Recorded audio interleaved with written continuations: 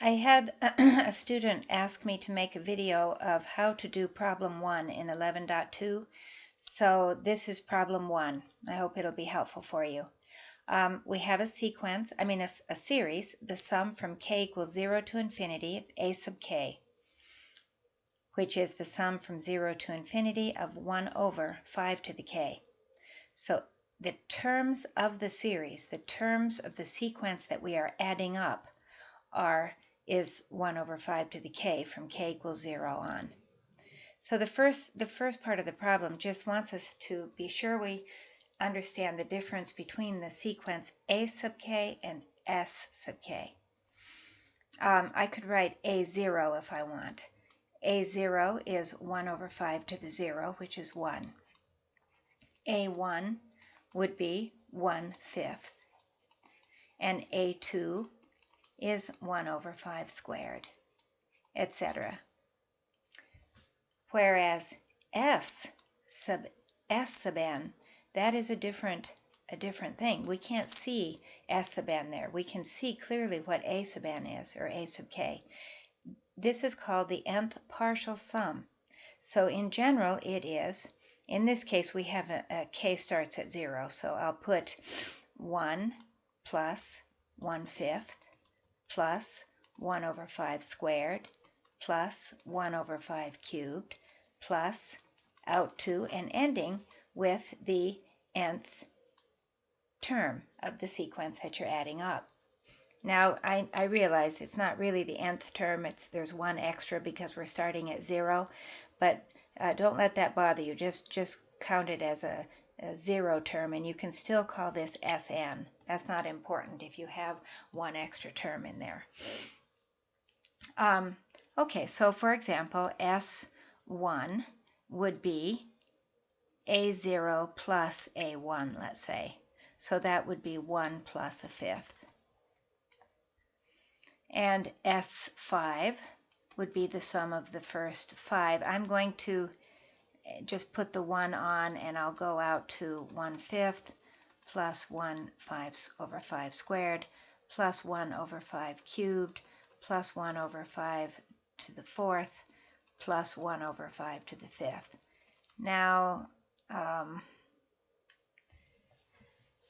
it really is the sum of the first 6 terms, but it doesn't matter as far as any results we get, so I'd rather just call that S5 because then we're ending with 1 over 5 to the 5th. We could say S1 is 1, S2 is 1 plus 1/5. I'll take either answer is fine. So let's go and see what part B asks. Part B, we want to show that the sequence a sub k is decreasing and bounded below. So this is really just an exercise from 11.1. A sub k is equal to 1 over 5 to the k. And we want to show that that sequence is decreasing. Well, you go to your definition. You've got to know what it means to be decreasing. It means that from some index on, in this case from the very beginning, from some index onward, a sub k plus 1 is less than a sub k. In other words, the terms are getting smaller. Well, now, okay, that's the definition. You've got to have that memorized, what it means to be decreasing. Now, just write that in terms of our sequence. A sub k plus 1 would be 1 over 5 to the k plus 1. And a sub k is 1 over 5 to the k. Now, can we say this is less than this? Well, certainly we can, because this denominator on the left side is bigger than the denominator on the right side. And the numerators are the same.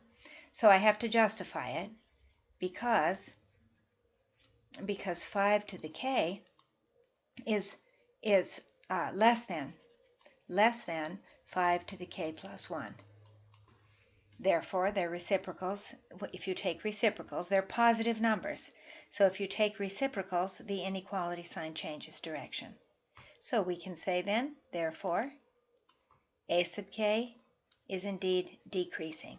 All we had to do was show that a sub k plus 1 is less than a sub k. That only required you to memorize the definition. Now, clearly, it's bounded below because you know all these terms are greater than 0. So, since 1 over 5 to the k is greater than 0, for all k, upside down capital A means for all. For all. For all k, the sequence a sub k, or you could say 1 over 5 to the k, is bounded, B-O-U-N-D-E, bounded below by 0.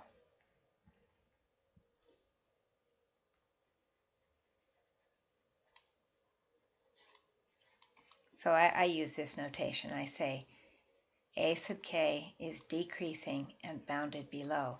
So we know that it converges, but we already knew that. We know that if you have a constant on the top and a denominator that's growing, as k goes to infinity, the limit is 0. So we already knew what the limit was. This was just an exercise in seeing what it means to show that a sequence is decreasing. Now, part C is much more difficult because, well, it's not going to be hard to show it's increasing. To show it's increasing is practically trivial because this is a positive term series. Let me write the series again. The sum from k equals 0 to infinity of 1 over 5 to the k, or 1/5 to the k. Each one of these terms, all of these terms, I thought I had yellow. All of these terms, all terms are positive. When you have a positive termed series, it is always, the sequence of partial sums is always increasing. And let's see why. Let's take Sn and write it out. We have 1 plus 1/5 plus 1 over 5 squared plus ... plus 1 over 5 to the n. And let's write f sub n plus 1 instead of f sub n. And then we have one more term, 1 over 5 to the n plus 1. And we want to show it's increasing, back to the definition, s sub n plus 1 greater than s sub n. The terms of the sequence of partial sums are getting bigger after some point. Okay, well, if you just write out s sub n plus 1 here, we could put some parentheses on, like this, and this is simply the sum of the first n terms. That's Sn. So we get that s sub n plus 1 is equal to Sn plus the next term, 1 over 5 to the n plus 1. In general, it is always true that s sub n plus 1 is equal to Sn plus the nth term of the sequence that you're adding up. This is always true. That's a really handy relationship to remember.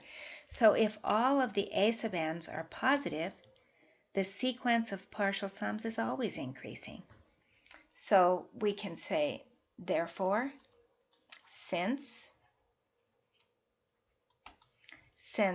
1 over 5 to the n plus 1 is a positive number, s sub n plus 1 is definitely bigger than s sub n. And that means that the sequence of partial sums, is increasing. So let's write that in a sentence. So the sequence of partial sums, s sub n, is increasing. Now, we're always adding on another positive number to get the next partial sum, so how do we know it's not diverging, getting large without bound? And the truth is, in most series, when you look at them, you're not going to know. But with the geometric series, we had a neat little trick to play that would give us an actual formula for S sub n. That's why this is always one of the first series that is presented in a textbook, is because you can actually find a formula for Sn. So let me do that again for you. I did it in the lecture. Let's write Sn again. 1 plus 1/5 plus 1 over 5 squared plus 1 over 5 cubed plus dot dot dot plus 1 over 5 to the n. And now I'm going to multiply it by 5, just like in the example I did in the lecture. So multiplying by 5, I get 5 times 1 plus 5 times a fifth plus, and each time one factor of 5 is going to cancel. So I get 1 over 5 cubed plus, and on out to the last one will be 1 over 5 to the n minus 1. Okay, so now I'm going to do the little trick of, I'm going to add these, I'm going to subtract 5n minus Sn. So I get 4Sn. I'm subtracting the top from the bottom row. And look at all the canceling that goes on. I have 5 minus 1, so, well, let me just say I have 5, and then 1 minus 1 will cancel. 1/5 will cancel. 1 over 5 squared. All of these cancel, and the 1 over 5 to the n minus 1 cancels right before the 1 over 5 to the n. And actually, all I have left is 5 minus, I'm subtracting the top from the bottom, 1 over 5 to the n. So this gives me a formula for Sn. Sn is equal to, dividing by 4, let's see, why don't I put 1/4 times 5 minus 1 over 5 to the n. Now, when you look at this formula for Sn, you can see that it is bounded below. In fact, we can just take the limit. Why don't we take the limit here? As n goes to infinity, Sn goes to 1/4 times 5 minus 0, right? This 1 over 5 to the n, we know goes to 0. So we get, then, the limit of the sequence of partial sums. Whoops. Oh, excuse me, that's 1/4. 1/4 times 5 minus 0, we get 5/4.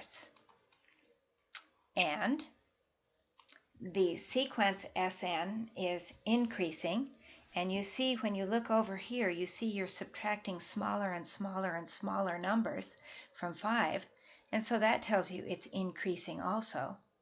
And it will never quite be 0, so it will always be bounded above by 5/4.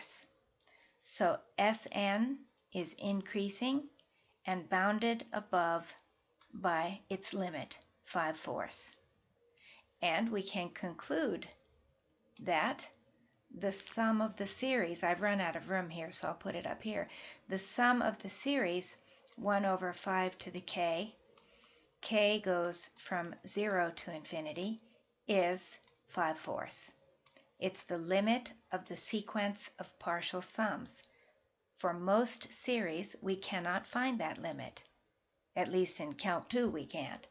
But we will find ways of determining if a series converges or not. You also have another way of calculating this that we did in the lecture. You know this is a geometric series with r equals 1/5. R is 1/5. This is 1/5 to the k. So you also know that it converges. Because the absolute value of r is less than 1, it converges to the first term, which is when k is 0. 1 over 5 to the 0 is 1 over 1 minus r, 1 minus 1/5, which is the reciprocal of 4/5 or 5/4. So if the problem had only asked you to find the sum of the series, as you will be in your other problems, just use that. Find out what r is. If it's less than 1 in absolute value, you just compute first term over 1 minus r.